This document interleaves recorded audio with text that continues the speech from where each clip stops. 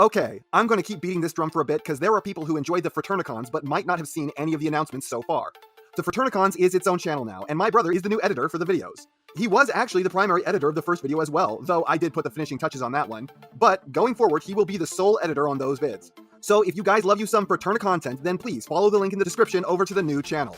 There's a new video up there already, one you won't find here, and there will continue to be one new video a week over there, as well as 3 regular videos a week here. So if you guys want a continual stream of 4 videos of me every 7 days, then you are in luck. We are still hammering out the new look and sound of the Fraternacons videos as to avoid the YouTube bots.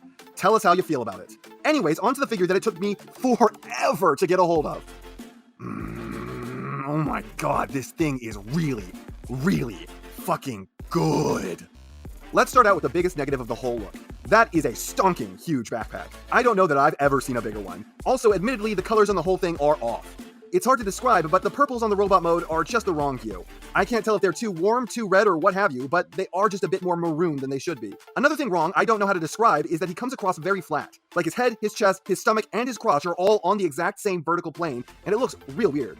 The last of the real issues is the dino head is upside down when in the show it was always facing the other way, which this toy even seems to acknowledge by having the hollow bit being the part that faces towards you when you have it posed the way the figure is designed.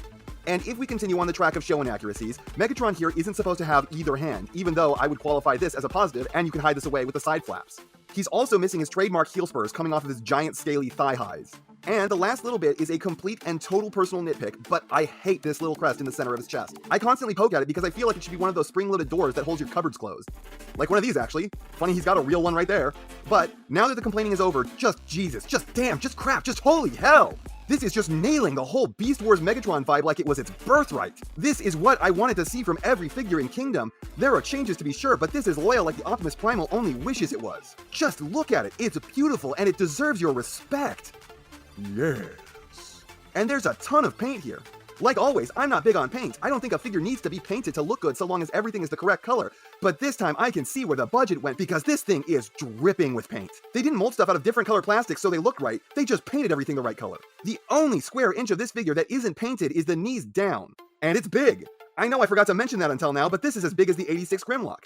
It finally feels like we are getting true leader figures back, and it's the 2 T-Rexes. I had no idea how much I would miss true leaders. And then the whole figure is coated in rubber that they also painted.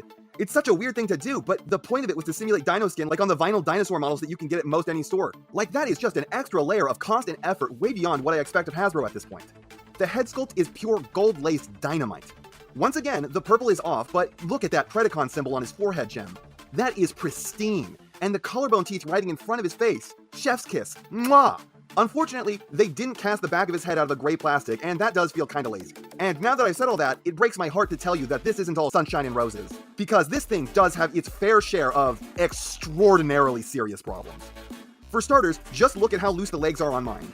These are barely capable of holding the figure up, but much more distressingly, this thing is famous for breaking. It seems like maybe Hasbro really cheaped out on the plastic to get this thing this big with this much plastic and this much paint, but I have seen horror stories of arms snapping off this guy, him snapping in half, the waist snapping, just everything breaking. And I had something break on mine as well, though it's not as major an issue as other people's. This clip here, the very first time I went to revert it back into robot mode, just snapped off and no longer holds itself up. It's mostly fine because I can use the little dino arms here to hold it in place, but the complete lack of effort it took to break that off was astounding. It didn't even feel like it broke. I just pushed the part into place with everything feeling smooth, and then the backpack flopped back down because the clip had sheared off. If you have one of these, treat it with kid gloves because these are fragile. Another complaint I've seen is that the rubber delaminates from the plastic holding it on. The thing is, I don't think that these are actually glued down in the first place. I think they're just pegged in. So be careful with this stuff too, you don't want it coming off. So this is a beautiful thing that, again, you just need kid gloves for, and even then, it might not be enough. The accessories he comes with is... Alright, posability. Posability on this guy is a little odd to say the least. Head's got rotation as normal, and then some natural up and down, but then you can also use the transformation joint to give him way more range on those directions to basically more than everything you could ever possibly want. The right arm, and the right arm only, has a small amount of forward butterfly. Like I said, weird. Right arm is basically normal until you get to the head hand, at which point you have no swivel, but you do have opening and closing jaw action. The left arm is completely normal, but for some reason you also don't get a wrist swivel. Instead you have, I don't know, jerking off action? I thought for sure that this was going to be part of the transformation, but it's not, and I can't find any purpose this serves. The arm kibble can't parts form off, which is another thing that shocks me about this, because I was sure that should be able to be removed, but no. This is staying on, and it's basically going to block you from using the fist at all, and there's basically nothing you can do about it. Tail claw pincer action, and a weird sway at the tip. Both elbows can only pull a sad 90. It blows me away that despite the way this guy transforms, he actually has a waist swivel. The hips have all the movement you could want, but if you want to get them all the way out to the sides, you have to untransform his tiny hip discs down. Knees only pull a 90, and with their design, I feel like they could do more, but it's enough.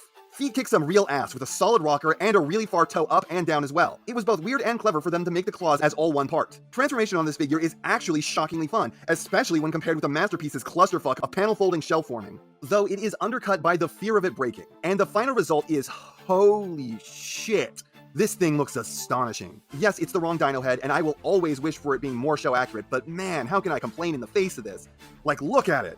The eyes are creepy and featureless, but the detail, the texture, the sculpt, it's all so perfect.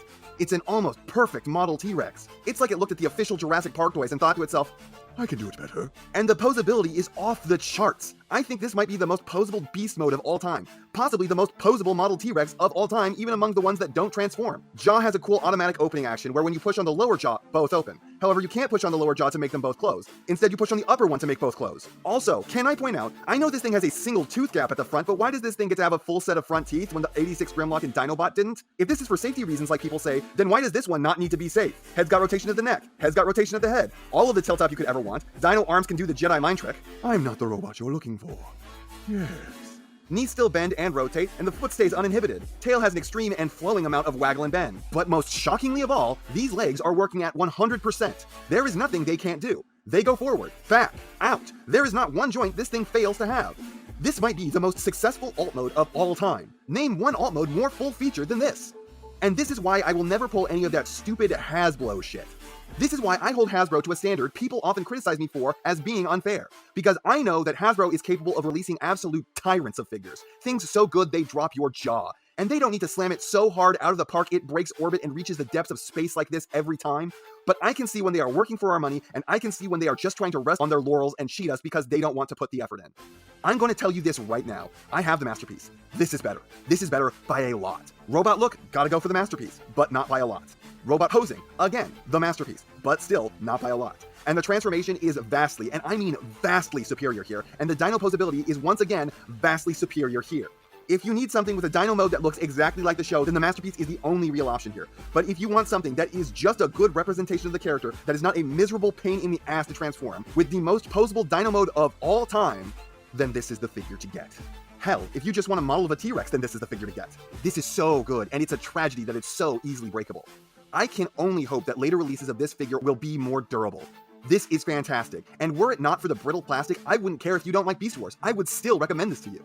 As it is, I still recommend it, but be careful. Be very careful, because these are rare as it is, and breaking one is a crying shame, because once again, the title Masterpiece isn't good enough for this figure. Yes. And that's not half of what I have to say, but it's enough of what I have to say. And I know you know what everyone else tells you to do at the end of these videos. So, if you liked what you saw here, please do that. And if you'd like to take it a step further, then please share this video with any friend you think may be interested. I hope you'll enjoy listening to me waste your time. You'll enjoy listening